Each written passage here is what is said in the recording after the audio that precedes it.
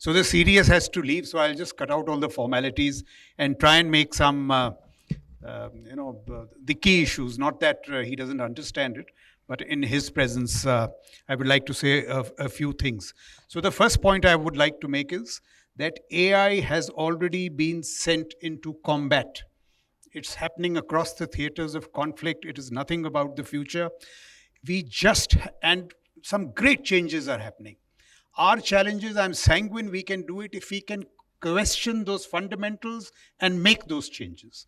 Whenever we have decided to do that, DPI is a very good example. We have done it. But if we can question those fundamentals and make those fundamental changes, I'm sure this will become a reality. So the real point I want to make is that this technological trinity, it is AI, military autonomy, and algorithmic warfare, are now affecting your combat flows. Intelligence, surveillance, targeting, fire, maneuver. It is about winning in combat. That's the point I want to make. It is akin to the famous Manhattan Project of 1942. When what happened, it was a huge collaborative project which brought academia talents like Albert Einstein.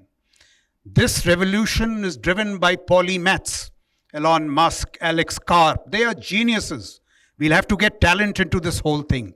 It was bringing together military, government, industry. A spate of laboratories came up in USA, and only then, it may not have been a very good thing, but what happened was that nuclear fission, which became a bomb, that bomb ended World War II, it launched the nuclear age, and shaped Cold War politics in unprecedented ways. The characteristics were ambition, scale, grandeur, unlimited funding. So the point I'm trying to make is that this also is a Manhattan moment.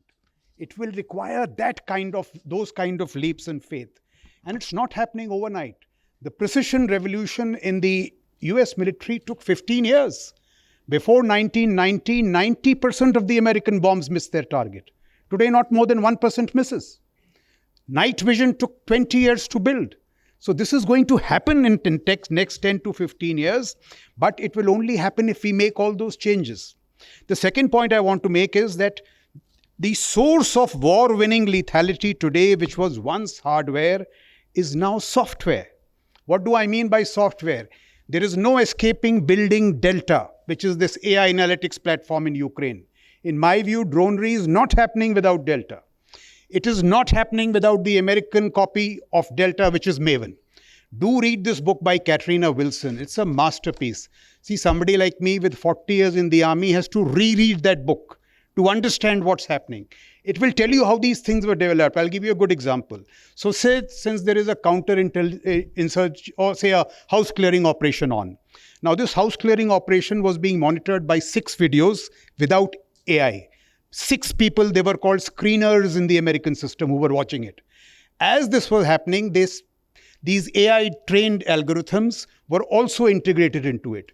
And they discovered that one chap who was hiding in the bush, the insurgent, who was not picked up by the normal systems, these algorithms picked it up. It is this how algorithms were trained on data. Data is a huge thing as the CDS brought out. It has to be labeled, it has to be purified. These algorithms were trained in laboratories for 2 years, then taken to a theater of combat. Then the networking started with ships, submarines, drones. Then they connected it across various domains. All this has been evolutionary.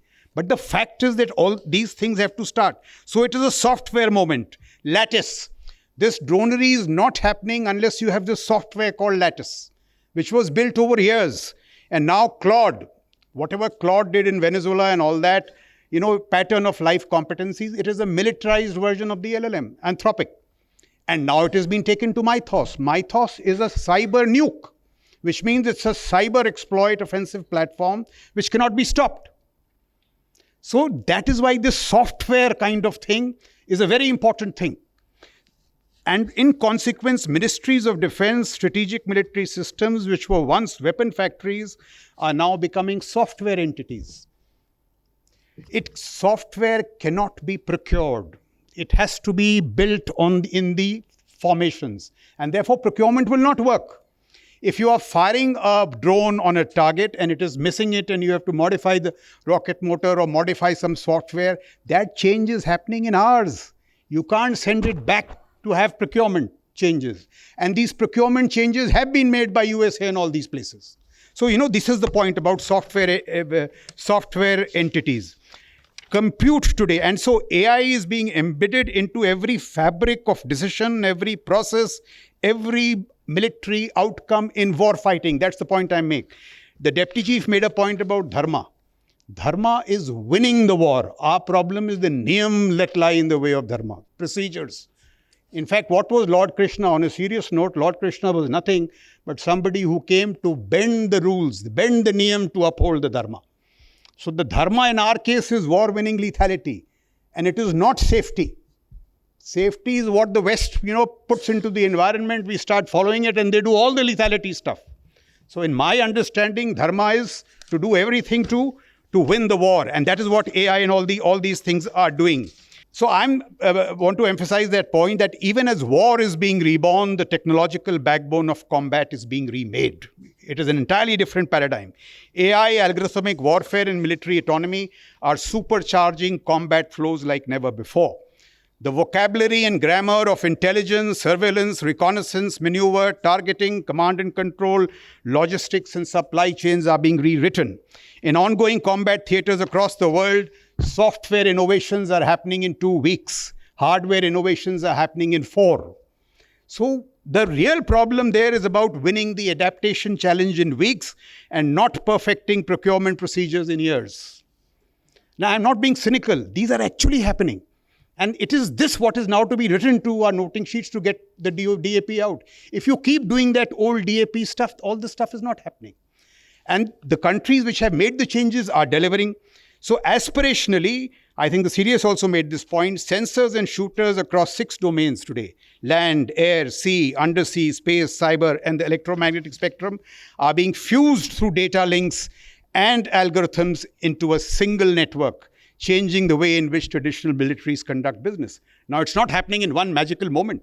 Of course, as I said, it is happening in bits and pieces, but that is the final dream. Technological innovation is transmuting the nature of strategic military competition, deterrence, and war fighting. Now, this is the point for militaries to see. Technological change has arrived. The challenge now is for militaries to grasp the stakes, respond culturally, adapt doctrinally, and revisit your tactics, techniques, and procedures. The side that which does so first with wisdom and resolve is more likely to win. It is about winnability in the squad and company battles, the air strikes, and the fleet engagements, the tactical edge, what we are saying. But it is these changes in the tactical edge which is bringing about strategic outcomes. What are the strategic outcomes? In Ukraine today, field artillery is dead. I'm a field gunner, I'm dead. It's actually a fact. Tanks don't move. Infantry soldiers which used to get away are now taken out in 10 minutes. Classical AI is happening on the battlefield. Professions are being killed and new jobs are being reborn in the form of dronery. When the Ukrainian army took this decision of unmanned systems, they developed it as a separate service for a reason. There were so many technology geeks in that whole service that if you were a good drone operator sitting in Kyiv in jeans, you did not need to fire a weapon. You did not need to dig a trench. And on the back of that technological innovation, since there is no time, please realize what Ukraine has done. A country without an air force or a navy is perhaps turning around the tide of battle. It was without an air force or a navy. What is it doing today in strategic outcomes? Those drones are isolating Crimea. Having won the frontline combat, they are striking. Russia was a gas station. They struck energy grids. Today they are queues for gas. There is, I think, Winsbury is the Russian equivalent of Amazon, which was supplying drone components. Over the last 3 days, it's been targeted. Look at the politico-military signaling. All drones. When Putin was inaugurating the economic summit at St. Petersburg was hit. All with dronery. So dronery is king and queen, but dronery with all the software and all this stuff. So there is tactical effect and there are strategic outcomes. In Venezuela, just to cut a long story short, they developed, along with Claude now, Maven and Claude, they developed pattern of life competencies. Outcomes, military outcomes. So they knew what Maduro did over the last 72 hours and what he would do over the next 48 hours. Delta Force was brought in and said, choose your points of extraction and insertion and extraction. Did it happen in our times? It didn't. So I am making a whole plea for tactical outcomes, strategic outcomes. And we can go on, epic fury. 5 minutes, 8:10 to 8:15 on 28 February, 50 top leaders taken out. All because of all this stuff, targeting at machine speed and so on and so forth. So we are witnessing the creation of new tools, benchmarks in operational art. Dronery, for instance, the advent of precise mass. What are projects today being fielded? It is about, employing 20,000 drones, 5 lakh drones, 1 million drones to target an aircraft carrier. Will it survive? Now, in various degrees of ambitions, these are projects being built, and they will happen in the next 1 to 2 years. Now, we have to see, in our case, whether we can do it. I mean, you may call it science fiction, but it is becoming the attendant reality. So these are the things which are happening. Electronic warfare, which is severing the links between operators and their machines with unprecedented power. Till last year, the most valuable project in proposition in Ukraine were these drone operators. This year, because of algorithmic warfare, drone operators are dead. It is these algorithms now which are doing all the intelligence, targeting, and so on and so forth. Now, these changes in our context require major leaps of faith. Can it be done? And they are leading to all kinds of, cost symmetry and all. So look at this. Every $1 invested in the Shahid takes the West $28 to intercept it. Look at this whole change which happens from standoff targeting and stand-in targeting. Standoff targeting you do with tomahawks, billions of dollars. When you get to stand-in targeting, it is with JDAMs, which is in thousands of dollars. So these are all these things are coming together in this. And this point of talent, DET 201 is a very good example, which the Americans took the CTOs of Meta, Thinking Machines Lab, top thinking minds, and put them into this DET 201. And what is their first job Trump has given them? To take out the fluff in the $1.5 trillion American budget. And the first thing they have delivered is on the Black Hawk system, where for parts which the American military was spending $144,000, they have produced the same parts in $300,000. So if you actually ask me, this trinity is also going to lead to cost savings. But it has to happen with this kind of talent. If I may just draw a parallel with the DGQA just points out 6 issues every week. These kind of people, they said, this was the problem, here is the solution. And they delivered it in less cost because they had the talent to do that. So, all this, a cat and mouse game has begun in the interplay between electronic warfare and military autonomy. The game, as I said, is moving rapidly from remote to algorithmic control. Today, remotely piloted drones default to onboard programming when jammers sever their communications links, enabling them to continue their missions until human control can be restored or the mission is completed. So, there are a whole lot of these things which are happening on a everyday basis. Autonomy from launch is a developing phenomena where individual drones with AI-assisted targeting can find and strike targets without an operator's continuous control. Every day these changes are happening. Autonomous formations are now able to maintain offensive momentum even in the face of electronic disruption. And of course, as people said, it is compressing OODA cycles, command and control loops, as also these skill chains which are undergoing unprecedented compression. How it affects us soldiers is that the time frames to exploit what we all knew as fleeting tactical opportunities are also being altered by an order of magnitude. And so I'm sorry to say, humans in the loop or on the loop will soon be a tactical liability. It is just going to go out. The ethics of it is a separate matter. Because if you are in the loop or on the loop, you will lose in the OODA loop, you will lose in the targeting cycles. These are the realities. These are the calls we have to take.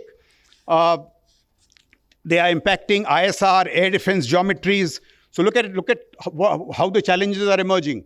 The Americans could intercept all the missiles, but they couldn't intercept the drones. The Ukrainians are intercepting all the drones, but they can't intercept the missiles. And look at how it works out. I mean, Marco Rubio made that statement 3 months back that while the Iranians are building 100 missiles and thousands of drones, the Americans could build only 7 Patriots a month. And that has now led to all Trump's kinds of decisions. He had to pause the war because they just don't have, so it is impacting cost, magazine depth. So all these are products of these technological outcomes. I want to make this point, that even as we in India are still debating the pros and cons of industrial era theaterization, in Ukraine, unmanned integrated autonomy across domains is accelerating. In June 2026, CENTCOM launched an autonomous maritime drone, you'll know, Corsair, to recover 2 downed Apache pilots. But even as that was being tom-tommed in the media, around the same time, the Ukrainians landed a maritime mothership drone on a beach in the Kinburn Spit Peninsula, which released an unmanned ground vehicle, unmanned UGV, which was guided autonomously towards Russian dispositions. It ended up firing on and assaulting a Russian fortified position, all under the watchful eye of an aerial surveillance drone. Now, what is this? This is integrated autonomy, land, air, and sea. So this is how fast these things are happening. So integrated autonomy is fast becoming a combat reality. In consequence, as I said, this is just not tactical. The Ukrainians have evolved a new campaign architecture based on persistent ISR feeds, robust command and control, AI, algorithmic warfare, and all that, to deliver operational simultaneity along battle spaces in varying depth, as I said, in the battle space, in Crimea, in the strategic depth. So all these, the targeting of Wildberry warehouses, Spiderweb, if you recall, you had drones which took out 41 aircraft, which included 10 strategically capable nuclear bombers. So this is what the whole technological trinity is doing. And see, this is also significant.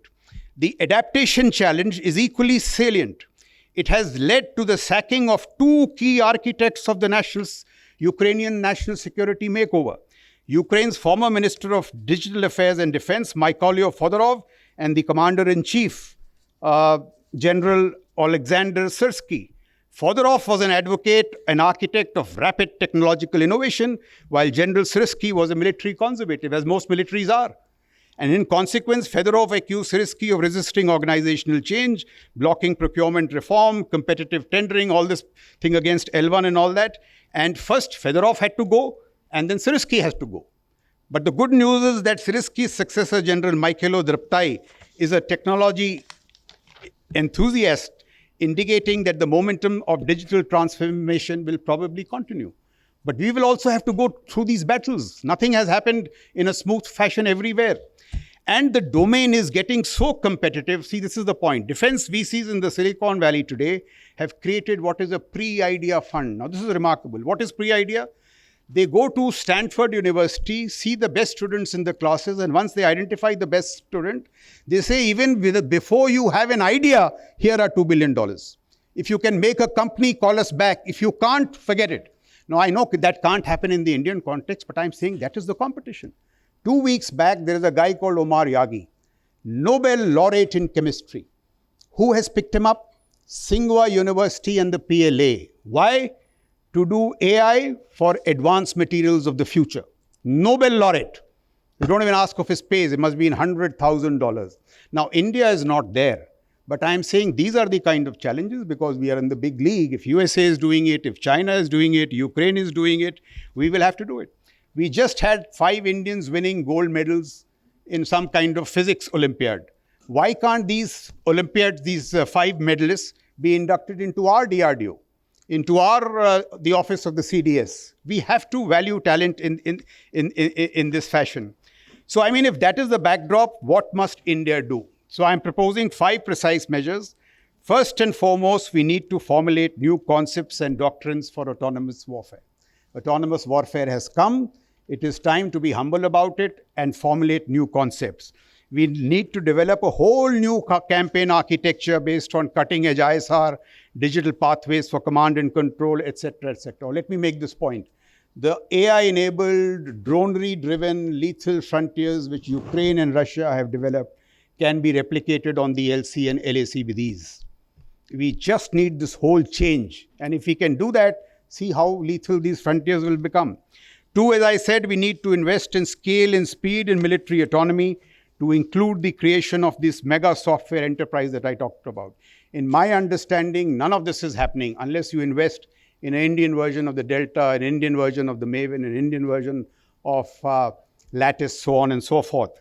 And I was reading in the newspaper yesterday that Sarvam said, or the boss of Sarvam claimed that if you give me $10 billion, I will give you digital or frontier AI. What is $10 billion for India? We just need these small leaps of faith. If we can get to frontier AI, and that's his claim. No, I'm not technology geek. Mr. Kamath is here, but we need to find these kind of solutions. And third, we need to upgrade our capacities in space by an order of magnitude. The recent success of space startups like Galaxy and Skyroot must be exploited to proliferate the LEO space. I mean, today, United States has 42 satellites in the LEO. China has 15,000. We've just begun with Skyroot. Can we get it to 200 by next year? It should not be 3 or 4. That's not going to deliver military capacities. And why am I interested in the military mind? Because unless you proliferate the LEO, you are not getting persistent surveillance. Unless you proliferate the LEO, you are not getting offensive ISR. So persistent surveillance is that on one satellite, you have multispectral imagery and you have SAR. It's my understanding if we had persistent surveillance, Galwan would not have happened. And if you get to offensive ISR, you will know where Hafiz Saeed is sleeping every night. So the day you get a political direct decision to take him out, you can do it. Just like the Americans took out Maduro. But if you do not have these capacities, the last will not happen. We desperately need to inject a fresh dose of life into NAVIC. It is dying. Baidu 3 today has twice the number of satellites that the Americans have. Outside of the Western Hemisphere, in every other area of the globe, Baidu 3 is doing better than American GPS. And it is because of Baidu 3, Iran's targeting has been so accurate in this epic fury. In the 12-day conflict in 2025, it was not so accurate. Now, it is these small things, which come together. I mean, people raise the question, should we capture POK? You don't need to. If you build all these capacities, you can do better stuff. You can take out Hafiz Saeed one day. There are smarter ways of doing aggression, combat aggression, than in the old-fashioned way. And this will all happen only if we invest in these kind of technologies. And fourth, of course, we must engage with the adaptation challenge. See, constantly we are told that, we are better than what we were 5 years back. But in the world of national security, it's like football. You don't beat yourself. You have to beat the enemy. And you know what the adversary is doing, China and all these places. And the adaptation challenge means that we must accelerate the change at machine speed. That, in our case, is the biggest problem because of all these cultural issues and all that we know.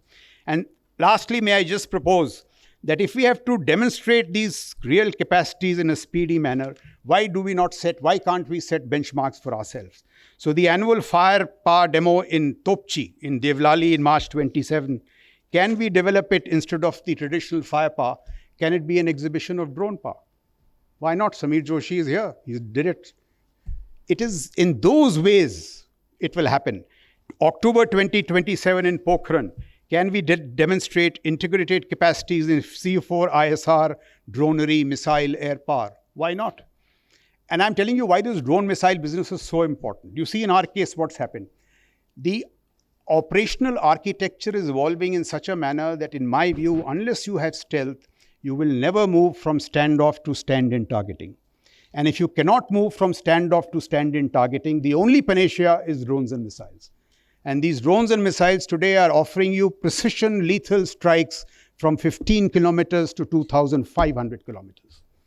This is the new kind of air power. It is not in conflict with piloted platforms. It complements piloted platforms. And so, therefore, these changes also need to happen. And the surest way of measuring the rate of transformation is look at Budget 27. It's only about 6 months from now. If Budget 27 is also about tanks, ships, and I'm not saying that should not happen, that also needs to happen. But if it is not about data readiness, if it is not about cloud infra, if it is not about encryptors, if it is not about costs of training AI algorithms, we are preparing for the last war and not the next war. So this is how I think, this is salient. So in conclusion, just one line: a robust C4 ISR enterprise, modern autonomous structures, new geometries in air defense to intercept missiles and drones, and a revamped doctrinal frame. If we do all this, we will be able to take India's deterrence and war fighting to a new sophisticated high, also in a cost-optimized manner. Most of these technologies in the long run will end up saving costs and not adding to costs. Thank you.